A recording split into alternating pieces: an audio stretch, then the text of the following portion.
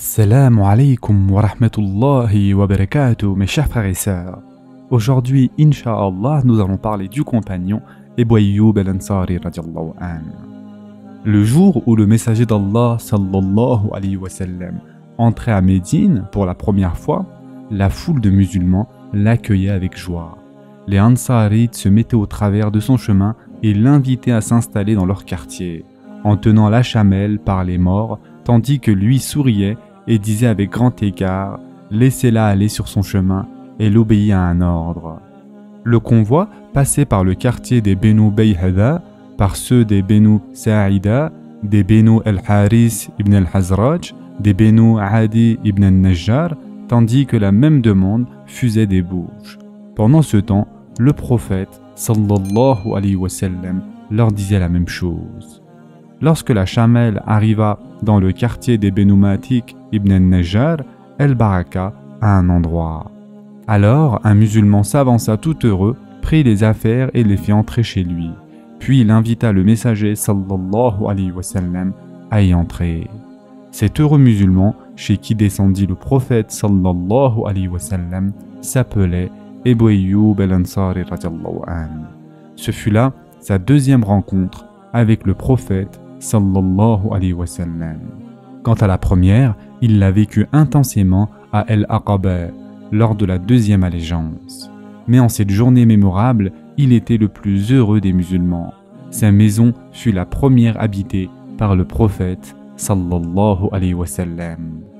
Quand ce dernier s'installa au rez-de-chaussée, Abu Ayyub radiallahu anhu n'accepta pas l'idée d'être au-dessus de lui, à l'étage supérieur. Il le pria donc incessamment de s'installer au-dessus.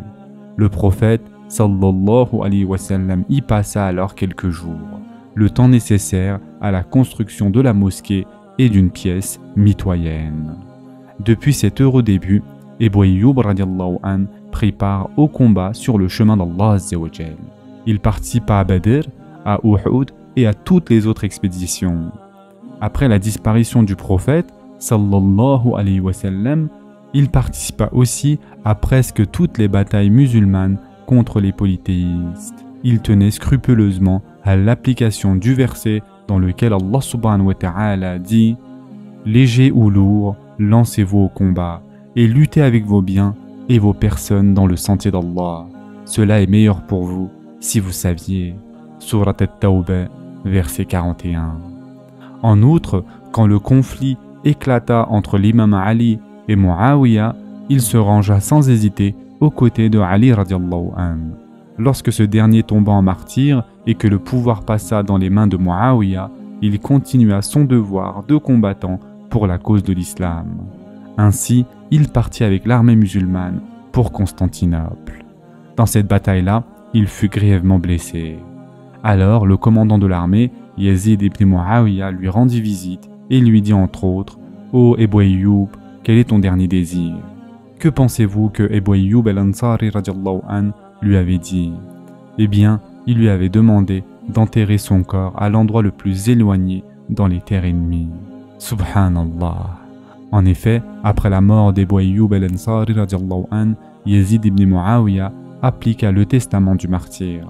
La tombe d'Abu Ayyub al-Ansari radiallahu anhu se trouve de nos jours au cœur de Constantinople, c'est-à-dire à Istanbul. Pendant longtemps, avant l'entrée de l'islam dans ces contrées-là, les Byzantins voyaient Abu Ayyub radiallahu anhu comme un saint. Tous les historiens de l'époque s'accordent à confirmer ces faits. Les Byzantins visitaient sa tombe, demandaient par son intermédiaire la chute des pluies lorsque la sécheresse les touchait. Ce sera tout pour aujourd'hui. En attendant, prenez soin de vous mes chers frères et sœurs et à très prochainement, Inch'Allah.